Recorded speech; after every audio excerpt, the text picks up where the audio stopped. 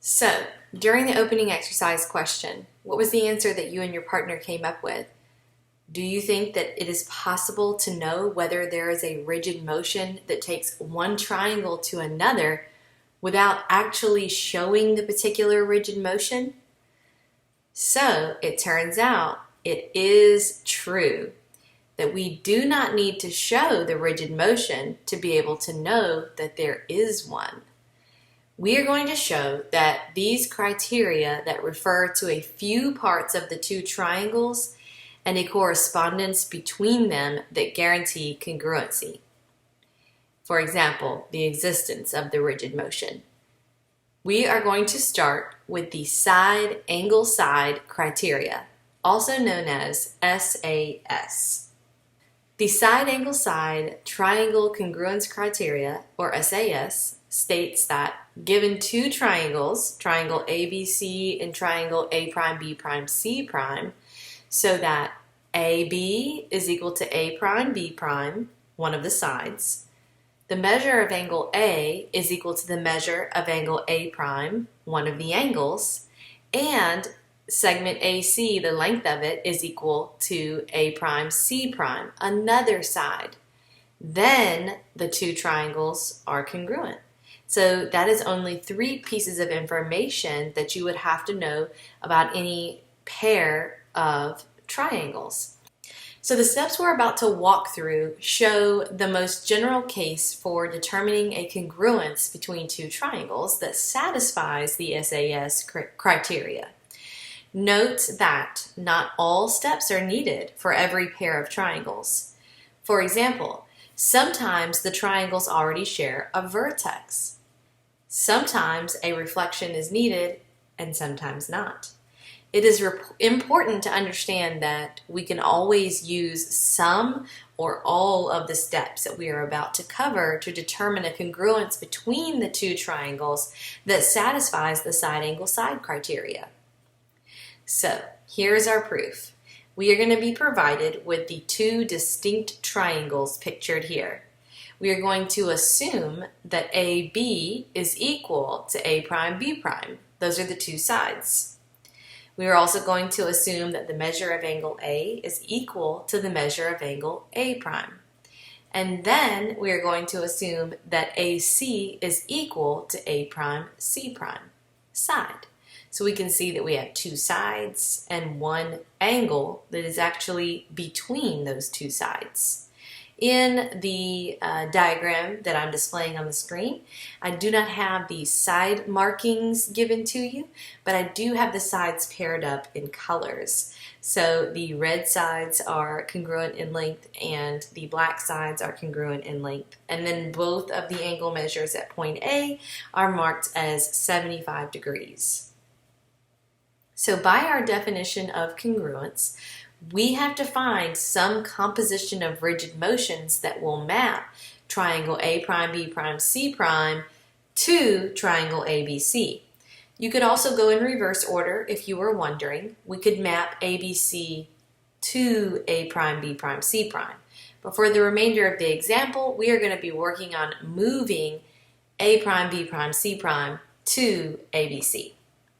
So we must find a congruence, f, the name of the function, so that f of triangle A'B''C' is going to give us triangle ABC. First, let's use a translation to map a common vertex.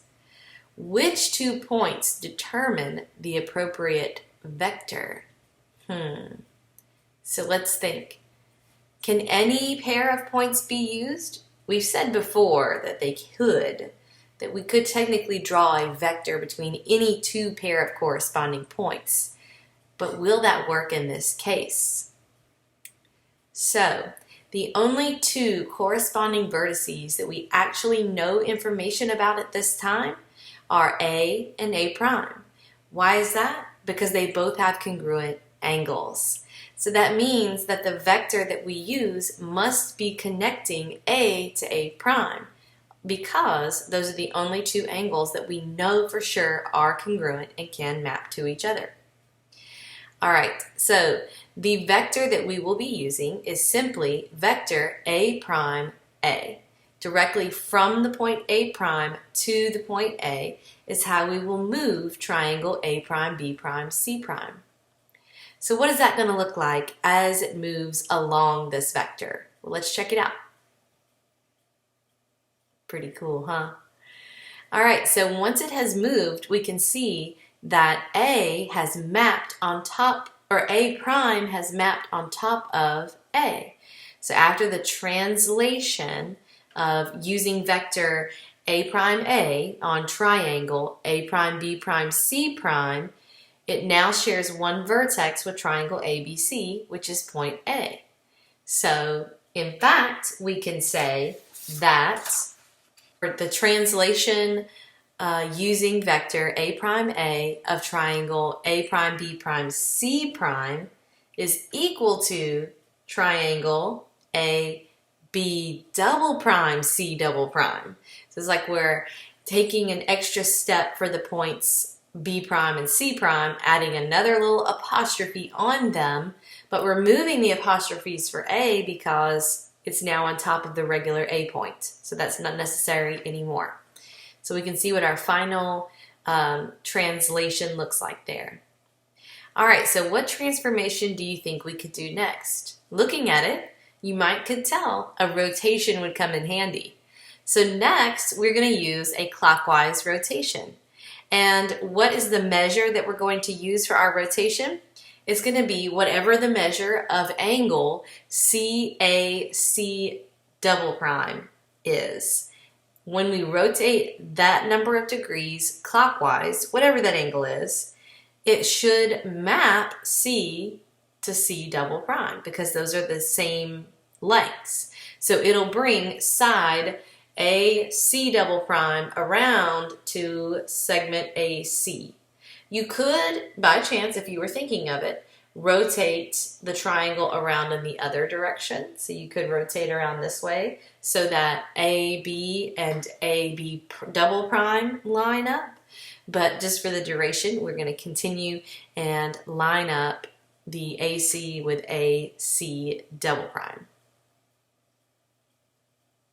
All right, so now a rotation of appropriate measure is going to map ray AC double prime to ray AC, but how can we be sure?